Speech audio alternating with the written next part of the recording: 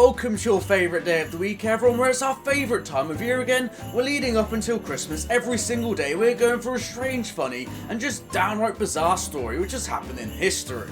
Yesterday we went through the time they exhumed a dead body to put on trial, and today we're going through the deadliest warriors in history. And no, it's not me with a foam sword and a Santa hat. So let's see what's behind door number 11. The Irish Cattle Battle.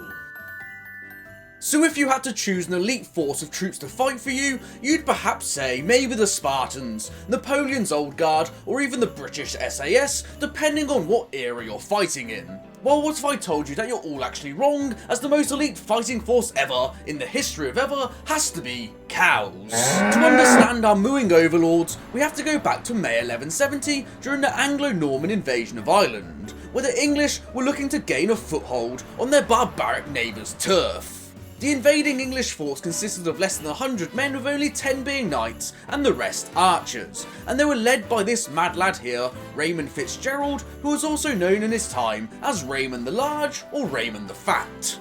They had embarked at Baginbun Head in the south of Ireland and were spearheading the English invasion, so began construction on a promontory fort, a defensive structure built on the steep cliffside, so only one side needed to be defended. The surrounding area was rich with cows, providing Raymond and his troops plentiful supplies and food. However, what Raymond probably did not expect was that these cows would be leading the vanguard of his army. The lookout spotted an angry Irish force ready to kick these invading tea drinkers off their turf, numbering roughly 1 to 3,000, heavily outnumbering the English, and Raymond now pulled his forces back behind his fortifications. However, when he looked around, he had more cows inside than he did fighting men. However, Raymond, being quite the quick thinker, soon comes up with a plan. He lets the Irish come straight up to his walls and then just opens the gates for them. However, they aren't being welcomed for a tea party, as hundreds of angry cows who are being whipped from behind by the English now start charging towards them in a frenzy, causing chaos among the Irish attackers' ranks as they try not to be trampled to death.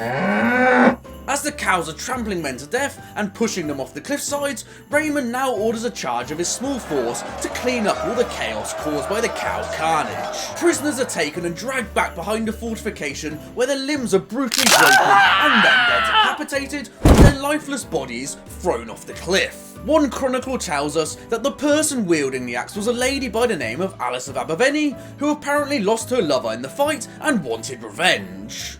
Accounts state that around 1,000 Irish perished in the fight, and the victory allowed King Henry II of England a foothold into Ireland to expand his vast Angevin empire, which spread from Hadrian's Wall all the way to the Pyrenees. The victory sent shockwaves across Europe, as after that, no one ever messed with a combined force of English and cows again.